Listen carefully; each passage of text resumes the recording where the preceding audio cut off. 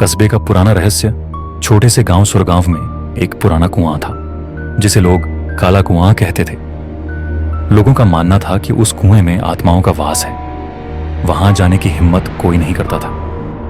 एक दिन गांव की मासूम लड़की राधिका, जो सिर्फ 16 साल की थी, अचानक गायब हो गई।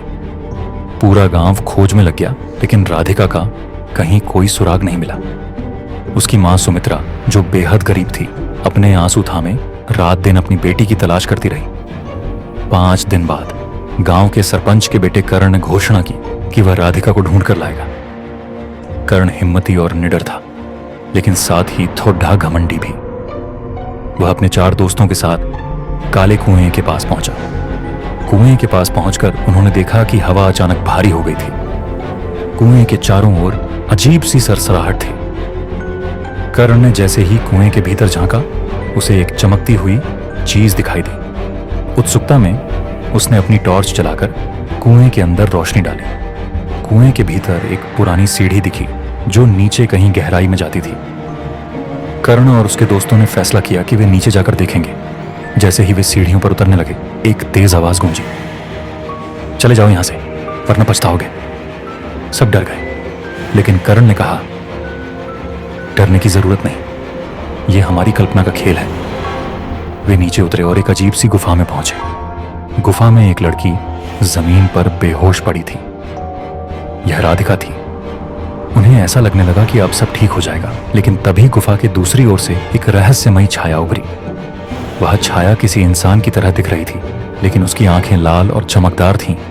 छाया ने चिल्लाकर कहा, तुमने मेरे घर में कदम रखा, अब इसकी सजा मिलेगी।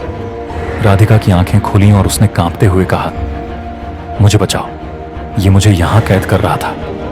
कर्ण ने हिम्मत जुटाकर छाया से पूछा, तुम कौन हो? छाया ने कहा, मैं इस कुएं का रक्षक हूं। वर्षों पहले इस गांव के लोगों ने मेरे परिवार को मारकर इस कुएं में फेंक दिया। तब से मैं हर इंसान से बदला ले रहा हूं, लेकिन ये लड़की मासूम है, इसलिए इसे नुकसान नहीं पहुंचाया।